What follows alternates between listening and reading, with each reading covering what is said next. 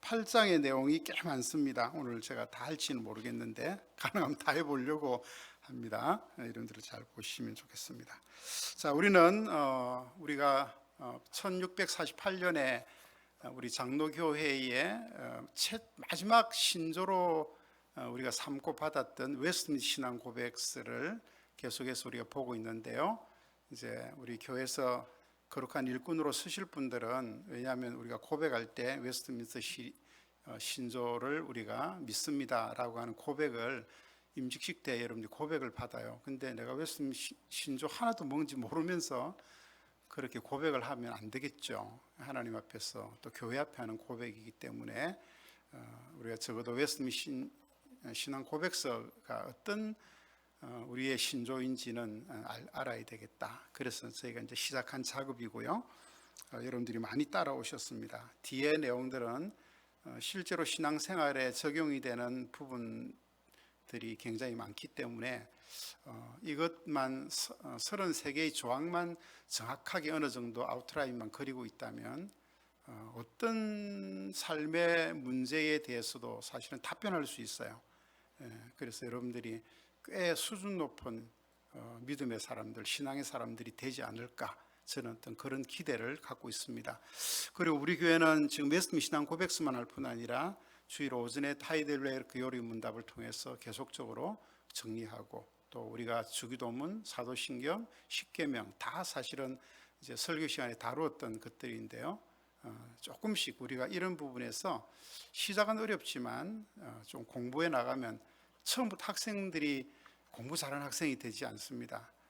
유치원, 초등학교, 중학교, 고등학교, 대학교, 또 대학원 과정, 석박사 이런 과정을 겪으면서 사람이 유식해지는 거거든요. 그래서 우리가 신앙의 정도를 걷는 길은 잘 몰라서나 못했다 그러면 그 사실 모르고 못하는 게 그게 죄입니다.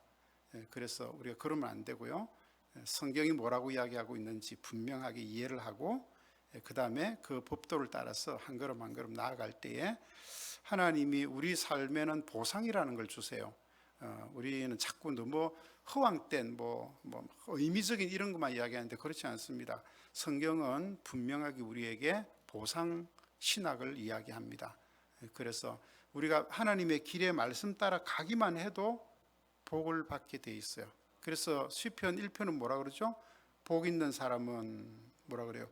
여호와의 율례를 주야로 묵상하는 자로다, 그렇게 이야기하고, 시편 2장에 가서는 그 여호와께 주께 의지하는 자가 복이 있도다 라고 이야기합니다. 시편 23편은 우리가 너무 잘 알지만 시냇가에 심은 나무가 시절을 쫓아, 그 시냇가가 어디겠습니까?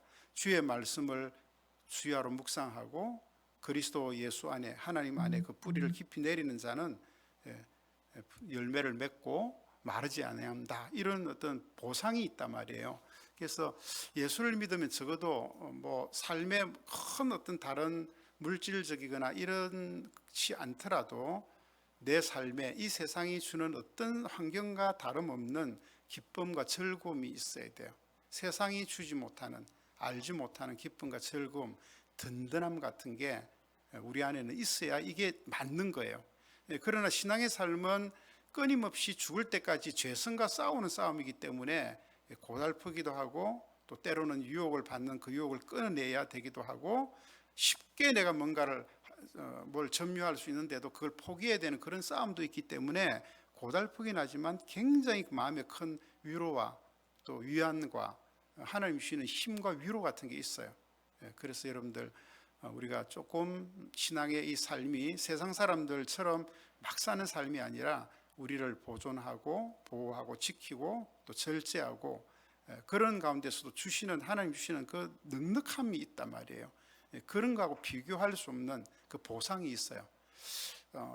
저는 삶을 살아가면서 굉장히 하나님이 때때로 순간순간 작은 일들을 통하여 주시는 보상 같은 게 있어요. 제가 너무 공고하고 낙심될 때 하나님 누군가를 통해서 또 위로해 주시고, 자그만 선물 하나인데도요, 그 선물이 저에게는 하나님이 나와 함께 하시는구나, 하나님이 나를 잊지 않으셨구나, 그렇게 느끼게 하나님은 사람과 사람 사이에서도 그런 것들을 느낄 수 있도록 해주는 게 있어요. 아주 오랜 친구가 찾아와서 아이고 서목사 목회하는데 힘들지 그러면서 뭔가를 주고 가기도 하고요. 뭐 그런 것들이 있단 말이에요, 우리 속에. 근데 하나님이 하시는 거는 정말 엘리야가 공고하고 힘들었을 때 툭툭 깨워서 물 한 병 던져놓고 가시고, 그죠? 또 그 먹을 것 조금 주고 가시고, 이런 것처럼 하나님의 그런 보상이 있어요. 그런 것이 있는가 하면 정말 하늘에서 불이 내려와서 그 수많은 사람들이 보는 앞에서 엘리야가 쌓았던 그 번제단 막 주위에 물까지 다 부어놨는데 그걸 확 태워가지고 모든 사람 앞에서 봐라 내 종이 옳다 이렇게 하나님 보이 그런 역사도 있어요. 그래서 우리가 하나님의 말씀을 잘 이해하고 깨닫는 것이 굉장히 중요하다. 이게 왜냐하면 모든 삶의 결정에 결국은 하나님의 말씀을 따라 결정해야 복받는 사람이 되기 때문에 그렇습니다. 자, 목차를 조금 이야기할게요. 우리는 처음에 성경에 대한 이야기를 했어요. 그죠? 하나님의 말씀, 그 하나님 말씀 속에 하나님과 삼일체에 대한 이야기를 했죠. 하나님은 세 분 하나님이 아니라 한 분 하나님이신데 그 한 분 하나님 안에 세 위격이 계신다. 하나님을 세 인성으로 표현하기는 우리가 그건 인간의 인성이니까 이제 하나님을 그렇다고 신격 뭐 이렇게 하기도 인격 이렇게 하기도 하니까 해서 위격이라는 표현을 썼어요. 그래서 한 하나님 안에 세 위격이 계시는데 성부, 성자, 성령으로 계신다 그렇게 이야기했고요. 그 하나님은 이 세상을 만드셨는데 하나님은 모든 일을 세상을 창조하는 것부터 시작해서 이 세상의 저 끝까지 그 다음에 그 끝에 머리에서부터 영원까지의 일들을 하나님은 작정하셨다는 거예요. 하나님은 계획하시는 하나님이시다. 그 일을 딱 계획해 놓으시고 하나님 일을 시작하셨는데 그 일을 어떤 방식으로 가져가시냐면 창조와 섭리로 이루어 가신다는 거예요. 세상을 창조하시고 그 일을 하나님이 창조 딱 해놓고 너 마음대로 돌아가 이렇게 태엽 감아놓고 한 것이 아니라 하나님은 그 창조된 세상의 모든 만물 그 안에 특별한 존재로 창조된 인간과 천사, 그죠? 여기에 대한 특별 섭리를 하시면서 하나님이 우리 인생의 개개인의 삶의 모든 부분도 하나님이 섭리하신다는 거예요. 그러니까 여러분이 오늘 이 자리에 오신 것도 하나님의 섭리하에서 오신 거예요. 여기 오늘 못 오게 되는 것도 하나님 무슨 섭리가 있을 거예요. 그래서 이런 하나님의 일하심과 섭리를 믿는 사람은 지금 내 삶에 어떤 일이 펼쳐져도 그것을 하나님이 뜻 안에서 해석할 수 있는 이제 분별력이 생기는 거예요. 그래서 이거 내가 지금 하나님 뜻 안에 가지 못하는 건데 라는 분별력이 생겨서 나 이거 그럼 안 할 거야 하고 돌이키기도 하지만 그 하나님의 섭리 안에는 어떤 때는 내 마음을 하나님이 완악하게 한 그 마음을 하나님이 이대로 내버려 두셔서 그 일을 계속 하다가 폭삭 망하기도 하세요. 그래서 진짜 이렇게 살면 망하는 거구나 이렇게 느끼기도 하신다는 거예요. 그래서 어떤 경우에는 우리가 생각했던 너무 저 사람은 하나님밖에 모르고 거룩하게 보이고 막 이랬는데 이 사람이 되게 완고하게 자기 그 잘못하고 실수야 우리가 봐도 저건 하나님 뜻이 아닌데 그런데도 막 그쪽으로 밀고 갈 때가 있어요. 그런데 하나님이 그거를 제깍제깍 깨우쳐 주실 때도 있지만 어떤 때는 하나님 내버려 두실 때도 있어요. 그래서 뭐예요? 그 일을 통하여 큰 사건을 만나게 하고 실패를 경험하게 한 다음에 거기서 하나님의 뜻을 깨닫게 하는 경우가 있어요. 다윗이 인구조사를 할 때 하나님 내버려 두시죠. 그죠? 오히려 그 마음을 격동시켜서 인구조사하게 만들어갖고 어떻게 합니까? 이스라엘 민족 온역이 내려가지고 막 다 죽잖아요. 엄청나게 많은 인구가 죽고 난 다음에 다윗이 손을 들거든요. 그러니까 다윗은 여러분 그 당시에 다윗은 하나님과 정말 이렇게 디디디 할 만큼 그죠? 직통 계시를 받을 만큼 다윗은 그렇게 성결했던 사람이고 뭐 얼마나 다윗의 생애를 보면 귀하고 아름답습니까? 그런데도 하나님이 그의 삶의 그런 부분들을 하나님이 때때로 내버려 두시기도 한다는 거예요. 그러니까 하나님의 섭리라는 것은 우리 모든 사람들에 대해서도 저와 여러분 개개인에 대해서도 하나님은 일일이 다 섭리하고 계시는 거예요. 자, 그러니까 우리가 이제 이런 걸 딱 알고 나면 지금 내 삶에 내가 뭔가 잘못하는 게 있어요. 있는데 그런데도 뭐 아무렇지도 않아. 그럼 내가 이건 별거 아닌가 이렇게 생각하면 안 된다는 거죠. 야, 이거 하나님이 너무 내버려 두시는데 나 이거 좀 위험한데? 여러분 이런 말이 있어요. 높이 추락할 때는요, 높이 올라간 게 더 위험해요. 그죠? 조금 올라갔다 떨어지는 거는 뭐 그 별로 타격이 없는데, 높이 올라갔다가 떨어지면 그건 되게 아프겠죠. 그죠? 이게 하나님이 때때로 우리를 막 뭐 승승장구하게 막 이렇게 막 내버려 두실 때가 있어요. 잘못하는데도. 그런데도 하나님이 그때 너무 승승장구해갖고 하나님이 한번 그냥 탁 때릴 때가 있단 말이에요. 그러니까 우리는 항상 하나님의 섭리가 있다는 걸 알고 긴장하고, 그죠? 우리가 어떤 일을 당하거나 어떤 형편에 처했을 때 늘 나를 돌아보고 겸손하게, 그죠? 하나님, 정말 나는 죄인이고 언제든지 나는 깨질 수 있고 추락할 수 있는 나는 연약한 존재니 하나님 나를 긍휼히 달라고 늘 하나님 앞에 그 섭리를 믿는 사람들은 그래서 깨달음이 빠른 거예요. 고집을 잘 피우지 않습니다. 하나님의 섭리를 잘 모르는 사람들은 고집을 피워요. 제일 문제는 막 알면서 끝까지 우격다짐으로 그 길을 가요. 결국 가다가 하나님 살아계시니까 내가 그냥 내버려 두진 않잖아요. 결국 거기서 망할 때는 진짜 망하게 해가지고 그때는 이게 길이 없어요. 길이 안 보인단 말이에요.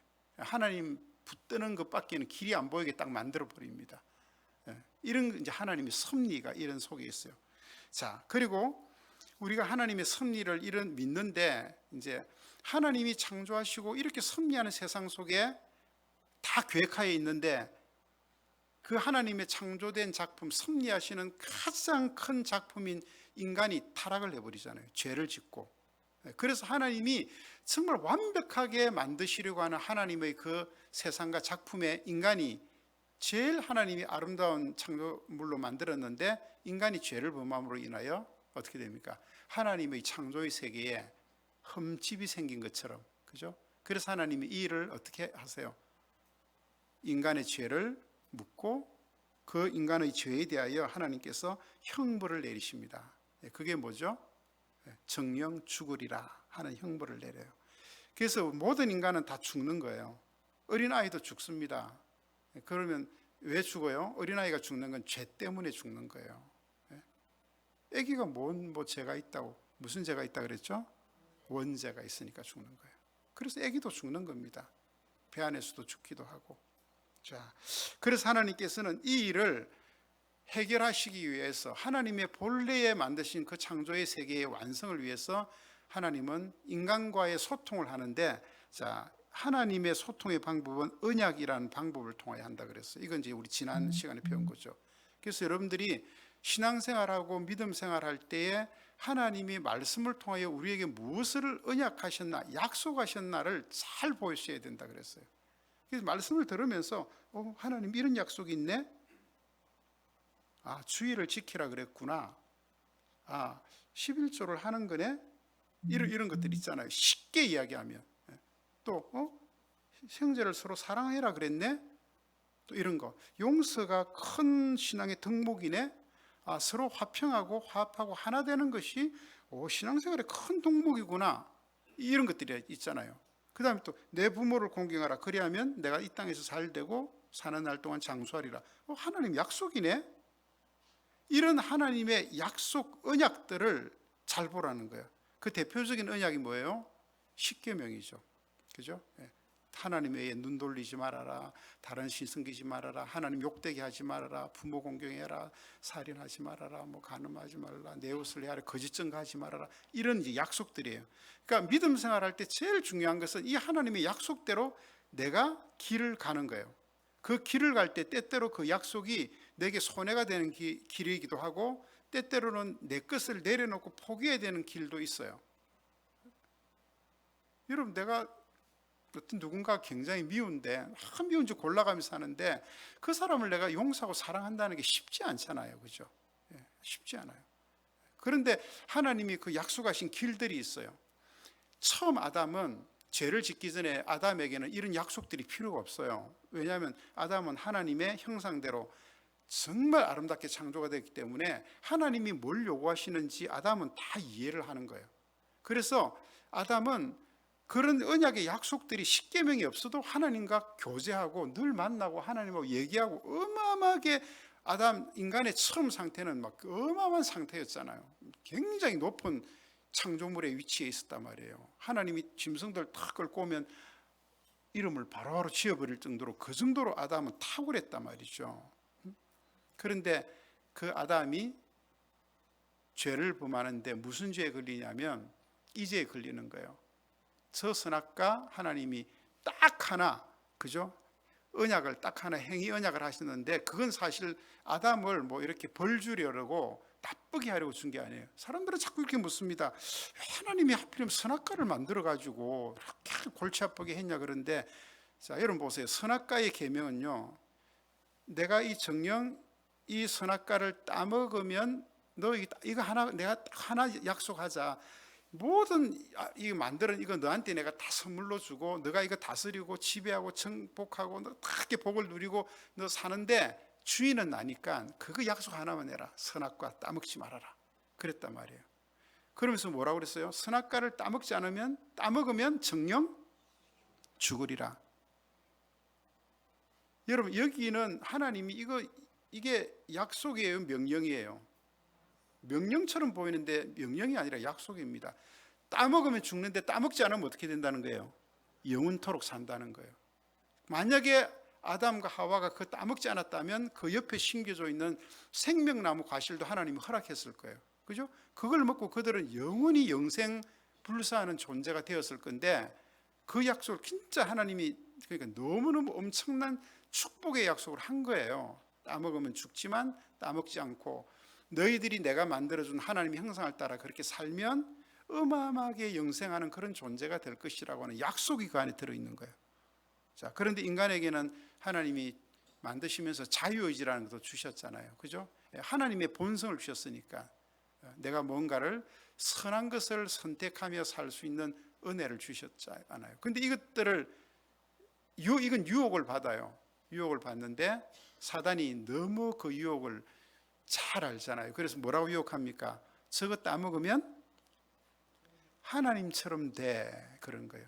그러니까 너 위에 주인이 없어. 너 위에 누가 그 인간이 다른 인간이 있는 거 아니야. 너 위에 다른 신 존재하는 거 아니야. 네가 신이고 네가 참된 인간이고 너 위에는 누구도 있으면 안 돼. 네가 모든 것을 결정하고 모든 것을 책임지는 거야. 그 자율권이 있는 거야. 너는 그렇게 귀한 존재야. 뭐 이렇게 꼬셨잖아요.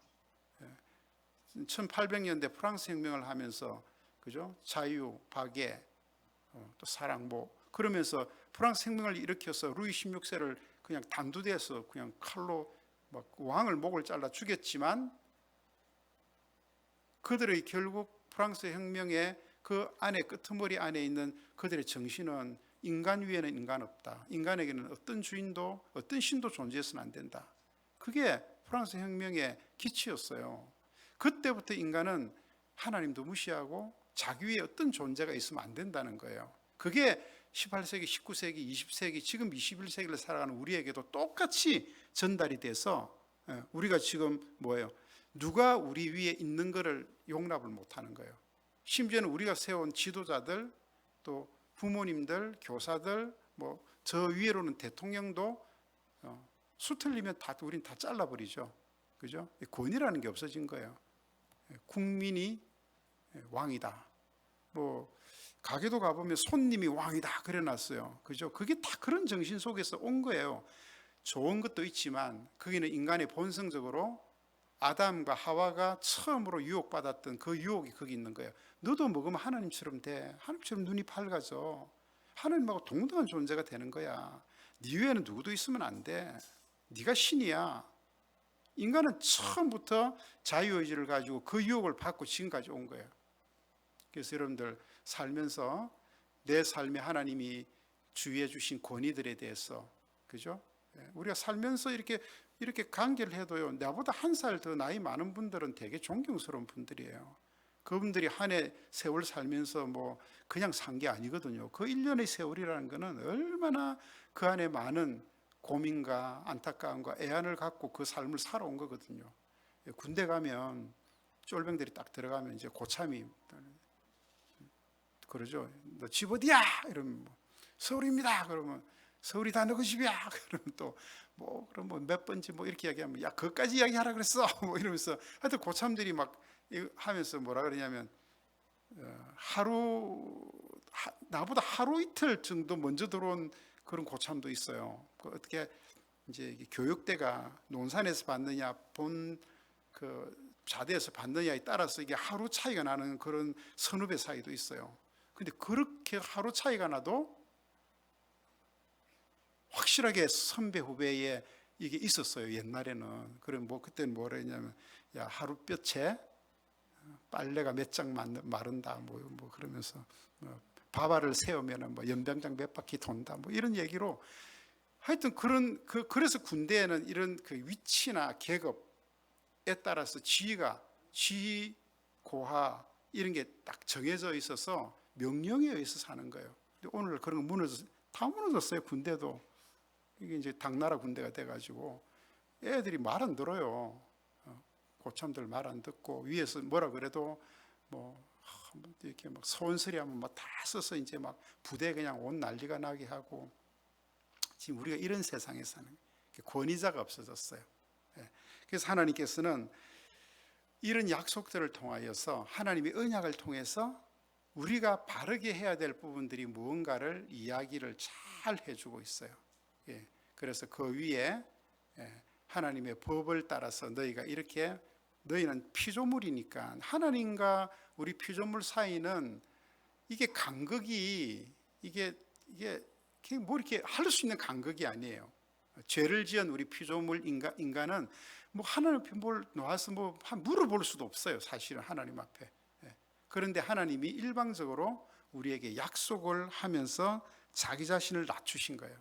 내가 너희들이 이렇게 해줄게, 이렇게 해줄게. 저는 이거 손주들 키워보니까 알겠더라고요. 우리 아이들 대할 때 제가 완전히 애들처럼 낮아져서, 그죠? 아이들 안고 할아버지가 이거 뭐 해줄까? 너 뭐 필요해?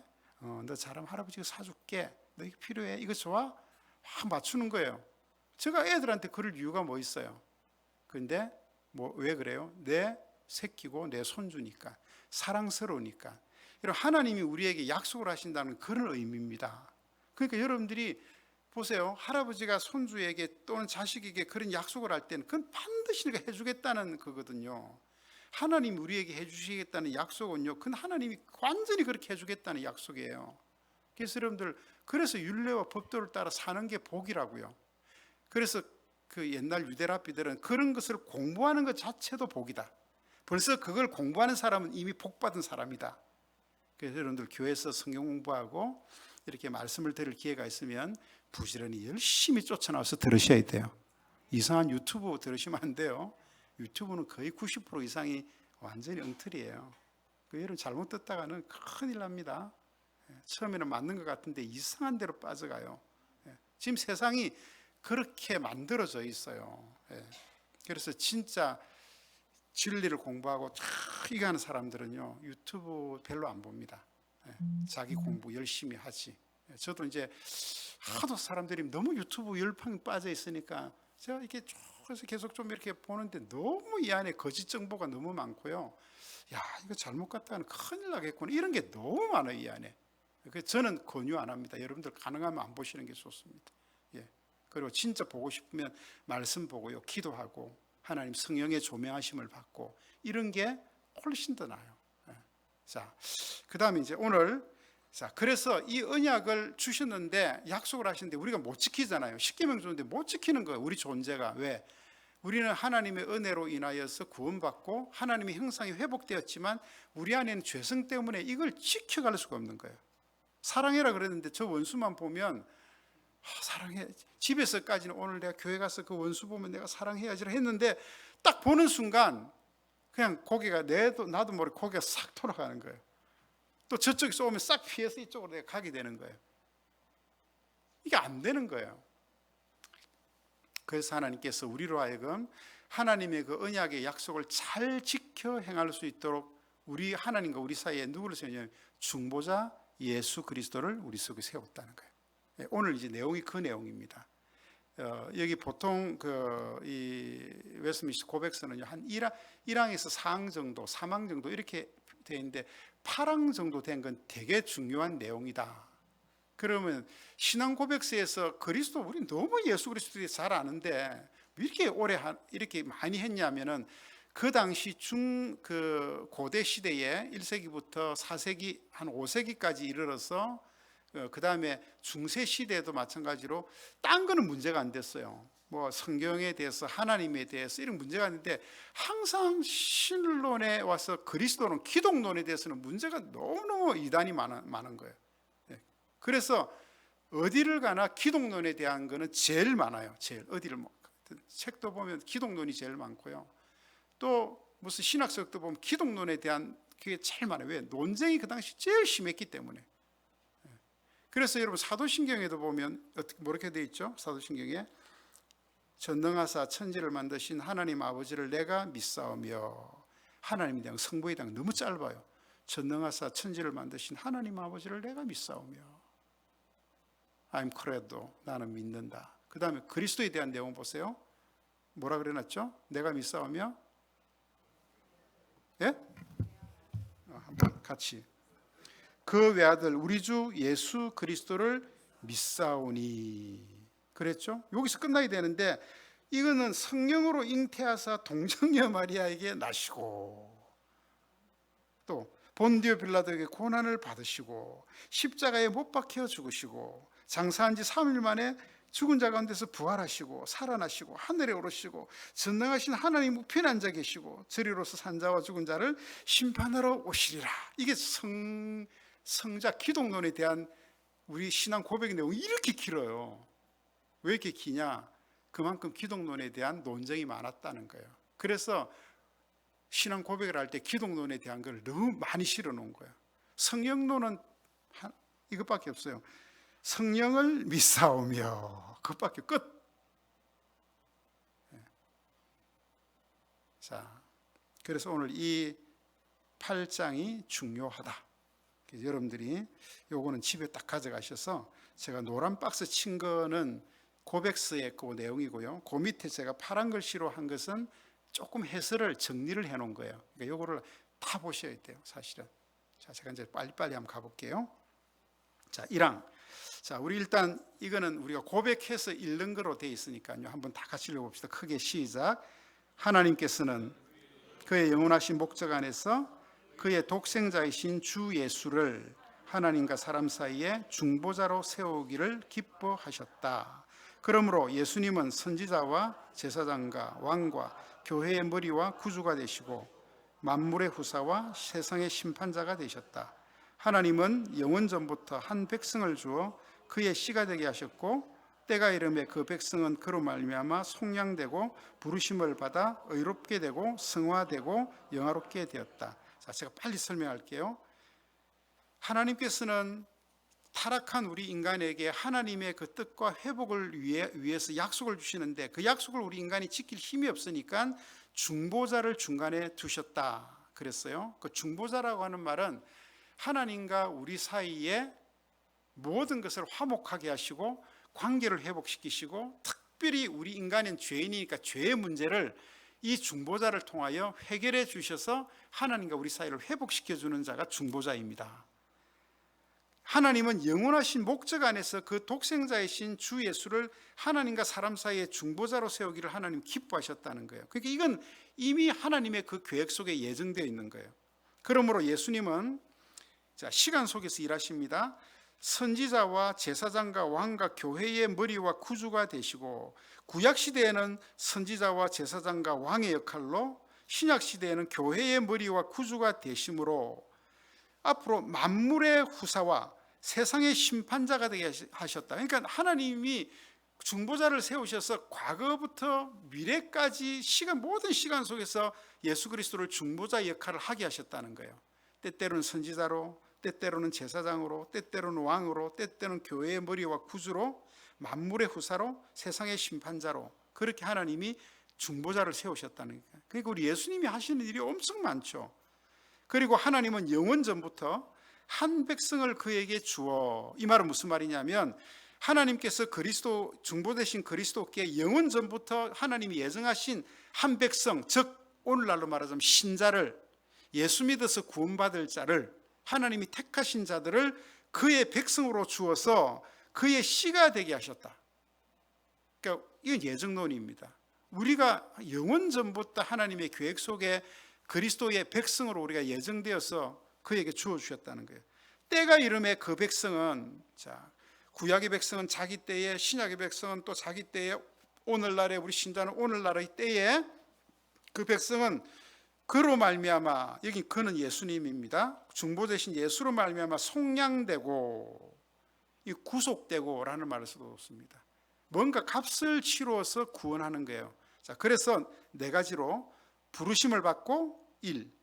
그를 부르심을 받은 그를 의롭게 하시고, 그 다음에 그를 성화되게 나가게 하시고, 마지막에는 영화롭게 하신다. 자, 부르심과 의로움, 이건 칭의죠. 그 다음에 성화, 영화, 크게는 이 네 가지예요. 그리스도께서 때가 되면 하나님이 영원 전부터 선택하신 자기 백성, 그 그리스도의 백성으로 주기로 한 자들을 부르시고, 그 다음에 어떻게 해요? 의롭다고 하시고, 그 다음에 그로 하여금 성화의 길, 거룩하게 해 나가시고, 결국 마지막에는 그를 영화롭게 하신다는 거예요. 자, 여러분은 지금 우리는 어디 있을까요? 어느 단계에? 성화의 단계에 있겠죠. 우리는 아직 영화롭게 되지는 않았어요. 우리는 지금 불러서 죄인인데도 법적으로는 하나님께서 의롭다함을 주시고, 우리는 그 의롭다함을 받은 대로 지금 성화의 길을 걷고 나가고 있는 거예요. 그래서 매일 싸우는 거예요.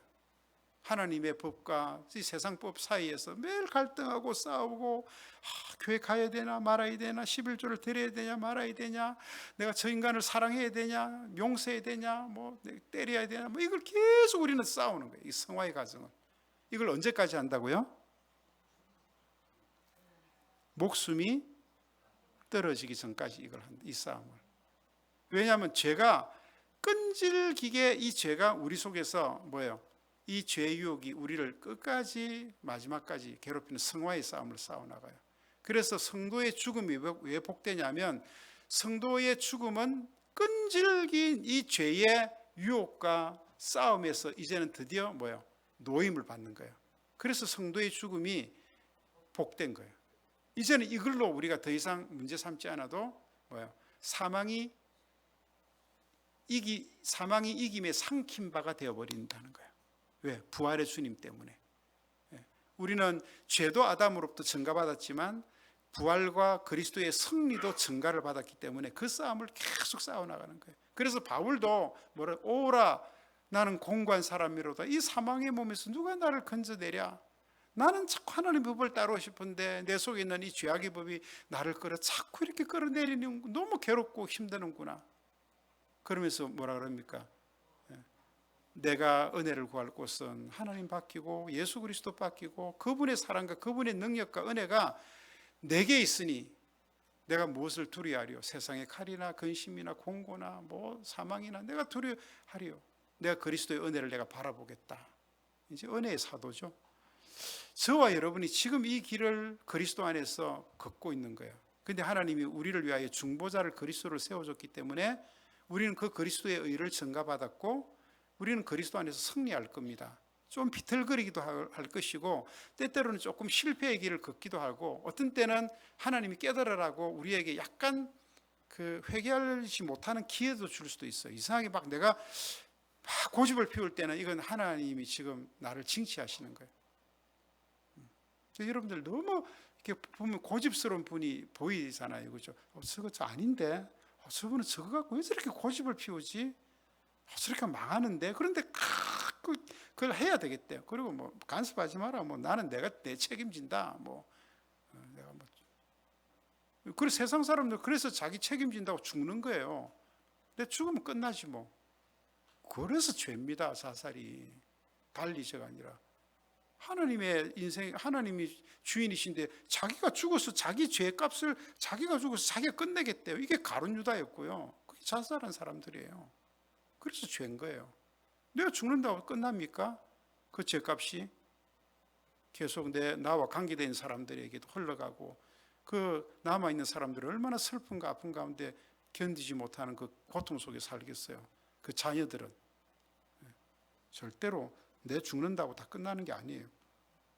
자, 이렇게 하나님께서는 그리스도를 하나님의 백성 사이의 중보자로 세우셨어요. 자, 이 양은 하나님 예수 그리스도, 이거는 이제 하나님의 신성과 인성에 대한 이야기를 하는 거예요. 그러니까 예수 그리스도는 하나님이시지만 제2위이신 성자의 위격을 갖고 계신 분이지만, 그분은 우리를 위하여 하나님, 그 세 분 하나님이, 삼일체 되신 하나님이 성자 되신 예수 그리스도를 사람의 몸을 입도록 하셨다는 거예요. 이제 하나님이 신비니까 뭐 우리가 그 어떻게 이렇게는 우리는 몰라요. 그 세 분이 왜 그런 결정을 하시는지. 근데 성경에서 그렇게 이야기하고 있어요. 성경에서. 우리는 성경을 믿으니까. 요걸 이제 잘못 해석해서 이단들이 생긴 거예요. 어떻게 신이 뭐 애기 엄마 뱃속에 태어나서 막 엄마 추출을 빨 수 있고 막 똥 싸고 그 신이 그거 안 된다. 그건 인정 못 한다. 뭐 이런 게 있을 수 있고요. 하여튼 봅시다. 자, 2양 하나님이신 예수 그리스도 같이 읽습니다. 시작. 하나님의 아들은 삼일체 중에 제2위로 아버지와 동일한 신의 본체이시니 영원하신 하나님 자신이시다. 인간 예수 그리스도 때가 참에 그가 오셔서 인성을 받으시되 인간의 모든 본질적 속성과 공통적인 연약성을 그대로 받으셨다.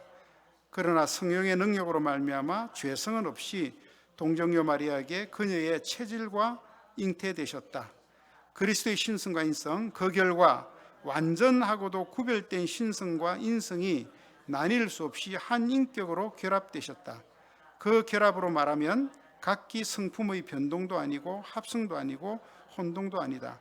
그 인격이 바로 참 하나님이시요 참 사람이신데 한 분 그리스도시요 하나님과 사람 사이의 유일한 중보자이시다. 이렇게 읽으면 이제 여러분들이 이해가 하나도, 그죠? 뭔 말인지는 알겠는데 이게 종합적으로 이게 되진 않아요. 이제 처음보다 영어를 다 뭐 그 당시 또 영어 라틴 이런 것들을 해석한 거니까, 우리가 번역한 거니까. 자, 그래서 요거는 이제 제가 해설하는 부분을 여러분 같이 좀 읽으시면서 이야기해야 됩니다. 한 장 넘기시고요. 2페이지. 자, 제가 오늘 시간 되는 데까지 할게요. 자, 하나님 예수 그리스도라고 쓴 이유가 뭐냐면, 우리 고백서에서 하나님의 아들 예수 그리스도는 삼일체의 이위격이신 영원하신 하나님이시다. 이 명제에서 예수 그리스도는 하나님의 아들, 제2위격이신 하나님으로 고백된다. 그리스도가 하나님의 아들이라고 했을 때 이는 하나님의 아들로 지음받은 것이 아니라 영원 전부터 하나님의 아들로 계셨다는 것이 명확하다. 하나님의 아들은 성부 하나님과 한 실체이시고 하나님의 형상이시며 하나님의 영광을 드러내신다. 그래서 이 땅 위에 오셨지만, 사람의 몸을 입고 오셨지만 그분은 완전한 하나님이시라는 거예요. 그렇지만 그 하나님의 위격은 성자 하나님이시라는 겁니다. 자, 그러니까 이제 우리가 삼일체는 참 미스테리죠. 미스테리고, 이 삼일체 때문에 이단들이 많이 나왔는데요. 그러니까 그분에게는 세 위격이 있으시고, 그러나 이 세 분은 한 본체시다. 그러니까 한 본질 안에 세 위격이 계신다. 이 신이시니까, 그죠? 우리는 그 이해를 쫓아갈 수 없지만, 하나님이 그런 하나님이시구나. 가면 뭐 세 분 하나님이 따로 막 이렇게 있는 것이 아니고, 그죠? 한 하나님이신데 세 위격이 계신다. 그게 이제 뭔지는 우리가 천국 가봐야 알겠죠. 가서 봐야, 그래서 삼위일체가 이런 이야기구나. 그때 되면 이제 우리가 더 명확하게 그 사실을 확인하겠죠.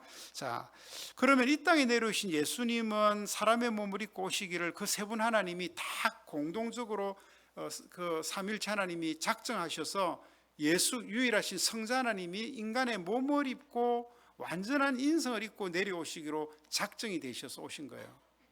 그래서 여러분 구약에 나타나는 뭐 하나님의 사자가 뭐 이렇게 나오는 사람의 몸을 입고 온 그 하나님의 사람들은 대부분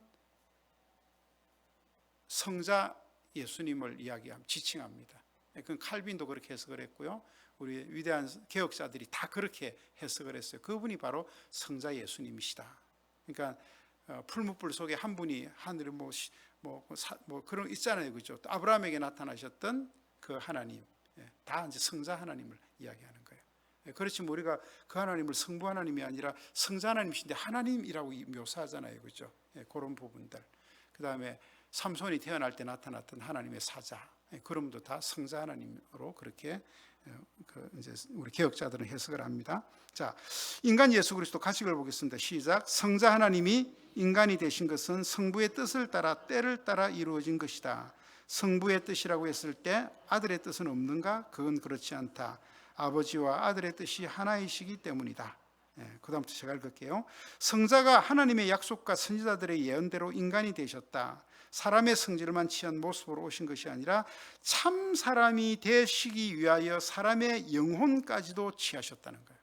야, 얼마나 대단합니까? 창조주 하나님이 사람의 영혼까지 취하셔서 사람의 몸을 입으신 거예요. 그러니까 이건 뭐냐면 그냥 우리 인간이 저 지렁이가 된 거하고 똑같은 거예요. 우리 인간이 그냥 사람들이 밟으면 밟힐 수 있는 이게 그냥 밑에 메뚜기가 되고 뭐 벌레가 되고 그냥 개미가 된 거하고 똑같은 거예요. 벨기에 신앙 고백서는 그렇게 고백하고 있습니다.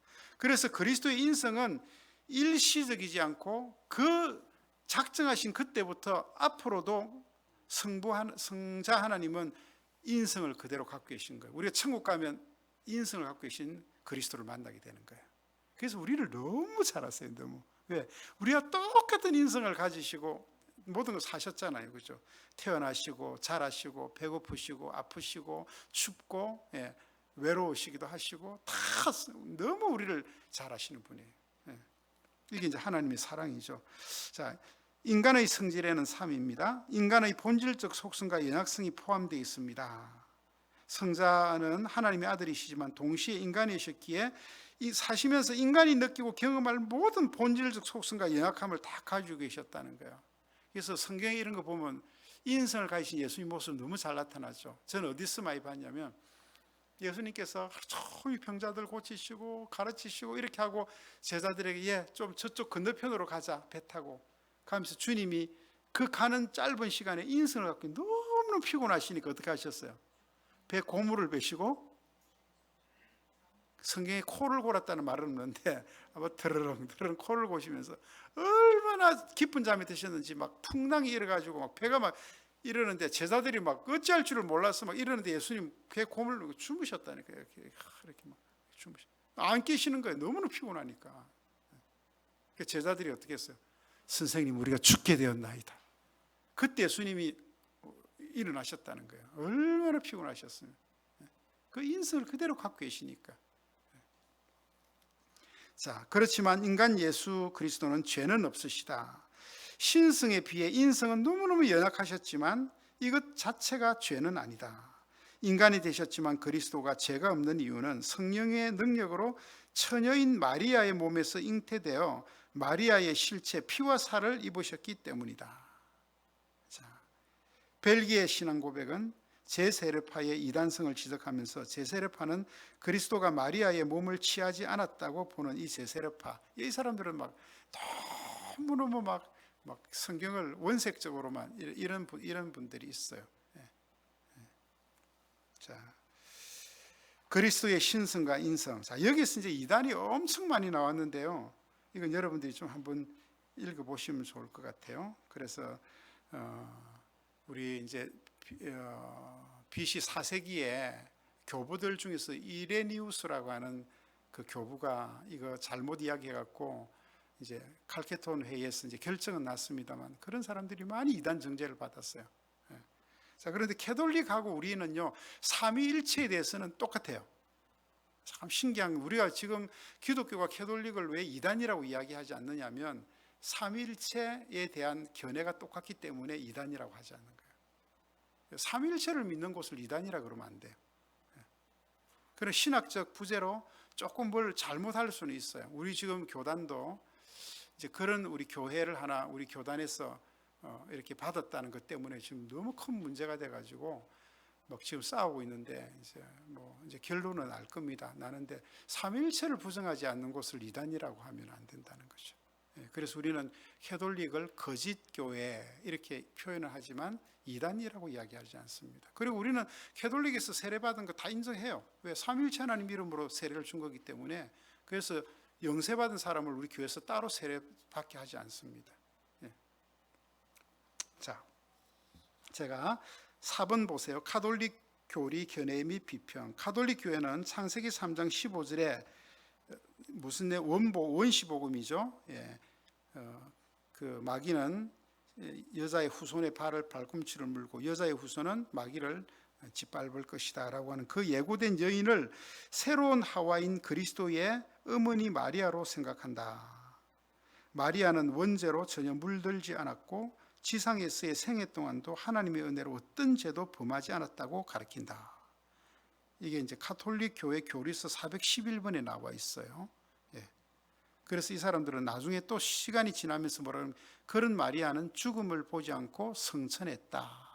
교황이 그 사람들은 교황이 그렇게 선포를 해버리면 그게 교회의 성경의 교리하고 똑같은 권위에 서는 거예요. 몇 대 교황이 그 딱 교황 의자에 앉아갖고 뭐를 칙령으로 내렸다. 그럼 그게 그들의 전통이 돼버리고 그게 성경의 권위보다 더 높은 권위에 올라갑니다. 자, 두 번째, 가톨릭 교회의 기독론은 개신교의 기독론과 거의 일치한다. 이는 두 교회 모두가 보편 교회가 인정하는 고대 신앙 고백의 전통 위에 서 있기 때문이다. 그러니까 삼일체를 부정하지 않는다는 거죠. 가톨릭 교회가 제시한 잘못된 기독론은 다음과 같아. 개신교도 이에 대해서는 동일하게 인정하고 있다. 예. 자, 여러분 제가 이제 교회사 이야기를 한 지 너무 오래돼 갖고 여러분들이 잊어버렸을 확률이 많은데 예수 그리스도를 통하여 사도들이 그리스도의 가르침을 했고 사도들이 죽으면서 사도들의 제자였던 교부들이 기독교를 계속 계승해 오죠. 그죠? 쫙 계승해 오는데 그 계승해 오고 지금까지 사실은 그 계승의 줄기가 캐톨릭이잖아요. 근데 이게 중세로 오면서 캐톨릭이 부패하잖아요. 예. 정치와 결탁하고 잘못된 교리를 전하고 하니까 거기서 누가 나왔어요? 우리 개신교가 프로테스탄트교. 이건 우리 항의파다, 항의. 거기에 대해서 잘못된 교리에 대해서 우리가 항의하면서 개신교가 떨어져 나왔단 말이에요. 예. 그리고 그 개신교가 나올 때 격렬한 싸움을 싸워서 캐톨릭도 그 가운데서 많이 고쳤지만 캐톨릭은 말씀과 전통을 똑같은 위치에 세워놨기 때문에 잘못된 것으로 많이 갔고 우리 개혁파들은 말씀에는 오직 솔라 스크립추라, 오직 말씀 외에는 우리는 절대로 아무것도 믿지 않는다. 그래서 우리는 성경의 전통을 사실은 진짜 맥을 이어왔고 캐톨릭은 뭐예요? 교회의 전통만 이렇게 쭉 이어온 거예요. 이게 캐톨릭과 우리 개신교의 차이점입니다. 사실은 한 형제인데 그래서 이런 기독론 이런 건 똑같은 거예요. 자, 뭐 가연설은 한번 읽어보시고요. 예, 이거는 자. 이것도 다 뭐 제가 이거 설명해도 여러분이 나중에 되게 이게 무슨 내용인지 잘 그러니까 이런 겁니다.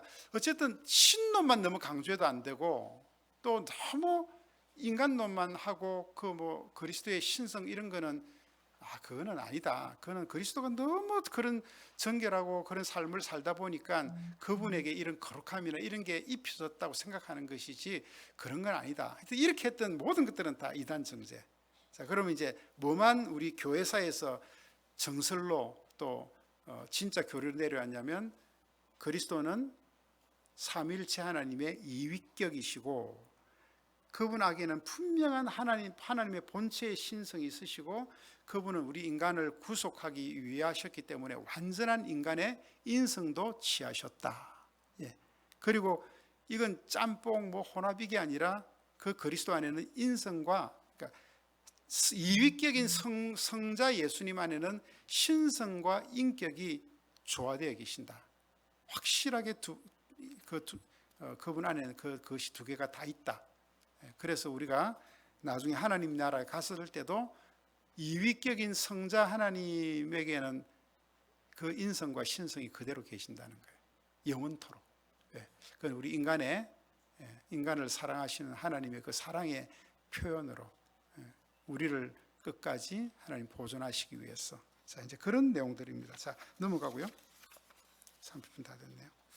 오늘 여기까지만 해야 되겠습니다. 그죠? 사망은 다음 시간. 예, 그리스도로는 참 너무 방대한 내용이라 기독론은 역사에서도 방대한 내용이고.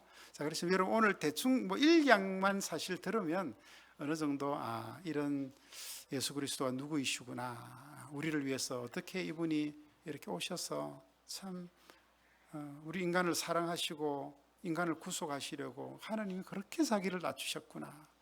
그러니까 여러분들 살면서 좀 고달프고 힘든 일 만나면 너무 걱정하지 마세요. 너무 그거 갖고 안 그러셔도 돼요. 진짜 하나님 우리 사랑하시거든요. 예, 믿으시죠? 예, 그 하나님 믿으시고 하나님 믿는 마음 딱 붙잡고 하나님은요, 자기 자신을 믿어주는 그 믿음만큼 하나님 역사도 하세요. 사람도 그렇더라고요. 사람도 저는요, 누가 저 믿어주면 진짜 그 사람 위해서 열심히 하거든요. 근데 안 믿어주면 어떻게 도리가 없어요. 뭐 안 믿어주는데 뭐 아무리 잘해도 뭐 어떡하겠어요. 안 믿어주는 거는. 그죠? 예, 누군가가 우리에게 사랑을 주고 믿어주고 격려해 주면요, 충성합니다. 하는데 뭐 보면 본동만동하고 뭐 잘 안 믿어주고 이러면요, 우리 사람도 그냥 기분 안 좋아요. 나한테 소리 하는데 뭐 내가 저 사람 잘할 이유가 뭐 있나, 뭐 이런 생각이 들어요. 근데 우리 하나님은 어떻게 했어요? 제가 우리 손주 이야기 했잖아요. 내가 유아하고 유준이인데 누가 더 이쁘다고요? 예? 내가 막내가 더 이쁘다 그랬어요. 왜? 똑같은 손주인데 이제 우리 유아는요, 내가 가면요 살살 눈치 보고요, 자기 필요할 때 좋을 때 막 할아버지 참 이렇게 하고 이래요. 그러니까 내가 밉더라고. 근데 유준이는 그냥 나만 보면 그냥 달려와갖고 막 입을 갖다가 막 내 여기 막 빨고 막 난리를 해요. 막 그 뭐 침이 흘리는데 너무, 여러분 애기가 한번 얼굴 빨아보세요. 얼마나 그 기분 좋은지. 입 맞추자 그러면요 막 입을 쫙 벌려가지고요 막 나를 오만 다 핥아. 막.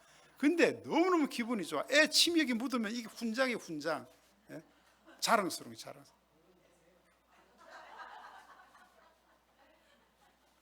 그래서 손주가 없는 사람들하고는 인생을 논하지 말라 그랬어요. 박지하 장로님 자꾸 손주 이야기한다고 세미나고 하지 마세요 그러는데 아주 하고 싶어요. 하나님은요, 우리가 하나님 앞에 그렇게 하는 것을 너무너무 좋아하세요. 하나님도 우리가 막 하나님 없으면 못 살아요. 하나님 막 기도하면서 하나님 막 빨고 이러면 하나님이 내 다 해줄게 그런 거예요. 여러분 진짜 그렇게 한번 하나님께 표현을 해보세요. 하나님, 저 하나님 없이는 못 살아요.